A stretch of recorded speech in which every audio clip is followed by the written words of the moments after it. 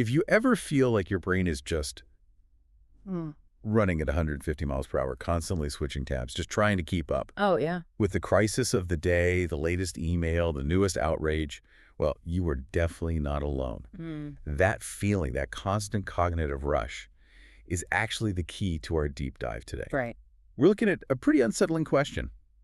How have our culture, our psychology, and our technology quietly rewired us? Yeah. Why does genuine independent thinking seem to be, well, fading? And our sources suggest this isn't just about people suddenly getting lazy. That's not it at all. The reality is far more complex and, systematic. Okay. We've been looking at material that traces how our systems, our whole high-speed environment, have just systematically discouraged the effort that's required for real critical thought. So it's not an accident. Not at all. The foundational premise is that this change, this shift in how we process information, it really began the moment convenience was elevated above curiosity. Okay, let's unpack that. If we are trading depth for speed, we really need to know why.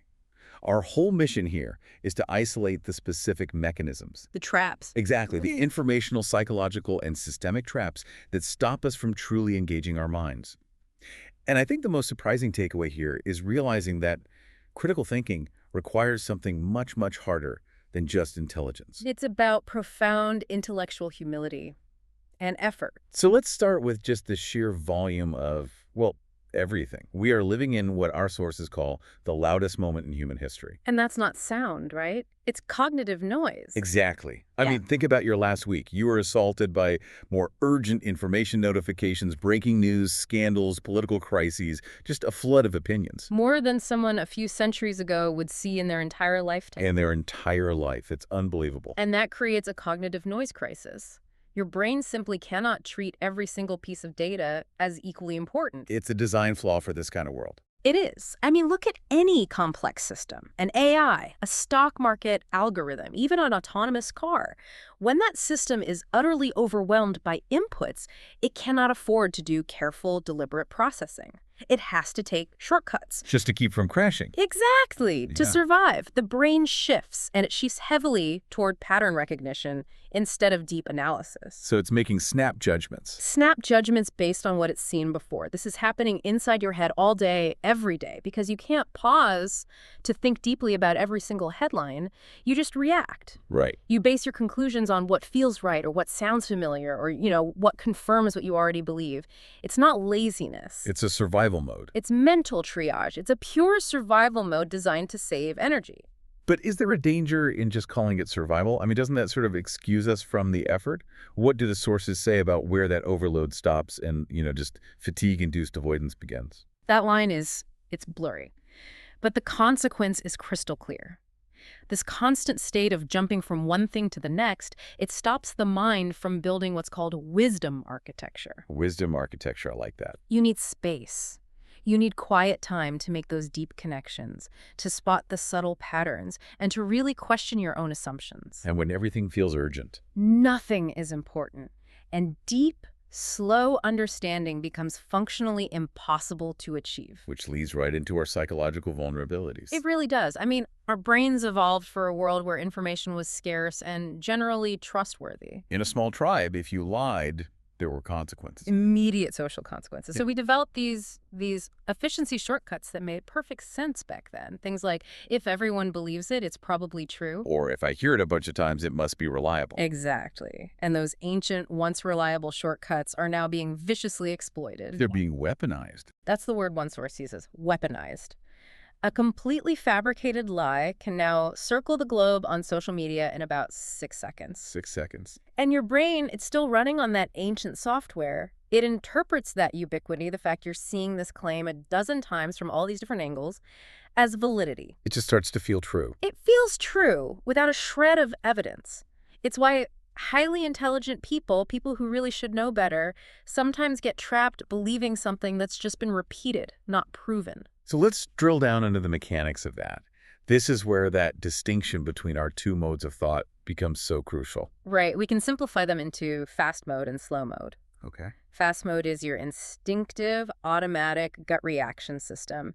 It's emotional, it runs on pattern recognition, and it is incredibly energy efficient. It's not analyzing, it's just asking, what does this remind me of? Precisely. It uses mental templates. Now, slow mode, that's different. Slow mode is where the real understanding happens. That's right. It's analytical, deliberate, effortful. It's what you use for critical decisions, for weighing evidence. But, and this is the key, it's an energy drain. It's expensive, metabolically speaking. Very expensive. And when you're overwhelmed, your brain defaults to the cheapest option every time. Which is fast mode. Always fast mode. So the danger isn't that we have a fast mode. I mean, you need it to drive a car or catch a ball. Of course. The danger is that this high-speed, always-on world keeps us permanently stuck there. Exactly right. When fast mode is always driving, people jump straight to emotional judgment, outrage, fear, instant agreement, without ever engaging slow mode. And slow mode is what asks the hard questions. It's what forces you to ask, wait, is this the whole story? What's the evidence for the other side? Who actually benefits from me believing this right now? Questions that require the very mental effort your brain is trying to conserve. And once that fast mode commits to something, it gets fiercely defensive. Yeah. It's fascinating. The brain prioritizes certainty over accuracy. Once an opinion is formed, fast mode starts filtering all new information to confirm what it already believes. And it dismisses anything that challenges it. That's confirmation bias. In its purest form, it's all about avoiding the discomfort of being wrong. And that explains that paradox where you show someone clear, contradictory evidence. When they just dig in deeper. They become more convinced they were right all along. It's a defense mechanism kicking into high gear. Okay, so we have this cognitive noise compromising our internal ability to think, and it forces us into this defensive fast mode.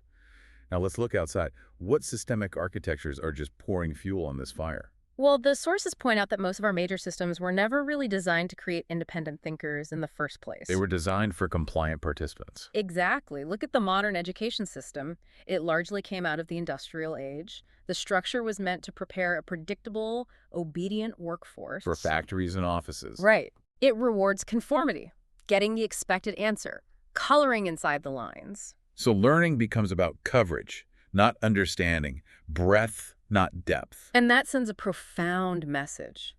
Don't question, don't ponder, just absorb and comply. And that pattern only intensifies in adult life. In the corporate world, in social circles. There is massive pressure to just adhere to the consensus. And people stay silent out of fear of being labeled difficult, controversial, A troublemaker. which can cost you your status, your job. And that's how you get these catastrophically dumb decisions. I mean, think about a project timeline in a meeting that everyone knows is impossible. But nobody says a word. And that silence isn't because they're stupid. It's because fear is an incredibly effective tool for control, far more effective than simple censorship. And just as these pressures were already pushing us towards conformity, technology comes along and just Pours rocket fuel on the entire structure. Let's talk about social media. These platforms are, they're brilliant feats of engineering, but they are a disaster for human flourishing because they are designed for one thing and one thing only. Maximizing engagement. Not understanding. The algorithms couldn't care less about truth or nuance. They just care about keeping your eyes glued to the screen for the next ad. And what drives engagement? Outrage, conflict, tribalism, extreme, simple narratives. The algorithms learn precisely what triggers you, what makes you feel validated and superior, and they just feed you an endless stream of it. It's worse than an echo chamber. Oh, it's so much worse. It's an environment engineered to give you a dopamine hit when your beliefs are confirmed. It makes you feel informed while you're actually seeing this tiny, incredibly distorted slice of reality. And your fast mode brain just loves it. Maximum reward, minimum effort. And that gets us to the core conflict. The intentions built into these platforms, more ad revenue, more time on site, they are completely misaligned with our goal of human flourishing. You're not being informed, you're being managed. Your emotional reflexes are being managed by invisible algorithms designed specifically to bypass your critical thinking. So, how do we fight back? How do we reclaim any clarity from this noise and manipulation? It starts with something very simple but very hard. Relearning slowness. Okay. Deep thinking cannot be rushed. You can't speedrun insight. The greatest breakthroughs, in science or in your own life, they come from sustained, quiet focus. From sitting with a problem long enough to see past the obvious answers. You Exactly. have to reclaim the power of the pause. The people with the clearest analysis are almost never the first to respond. That's such a good point. Critical thinking lives in that little gap, that sacred pause between seeing something and reacting to it. That's the moment. That's where you can consciously engage slow mode and ask, wait, what am I assuming here? What am I ignoring? And there are actual practices we can adopt for this. Yes, for what we can call intellectual honesty. First is selective consumption. We have to stop equating how much information we consume with intellectual rigor. So read less, but read much more carefully. Precisely. Instead of skimming 10 articles, spend an hour really wrestling with one complex essay. Read it slowly, pause, try to argue the other side perfectly. Let it percolate. That trains the brain to value understanding over just coverage. Yes.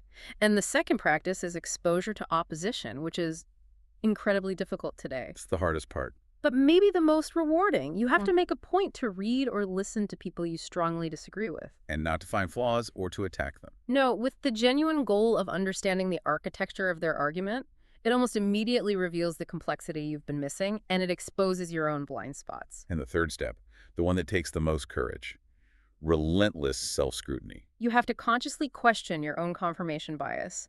Look at evidence that confirms your view and evidence that refutes it with the exact same level of skepticism. And ask yourself, am I being fair here, or am I just defending a position because my identity is wrapped up in it?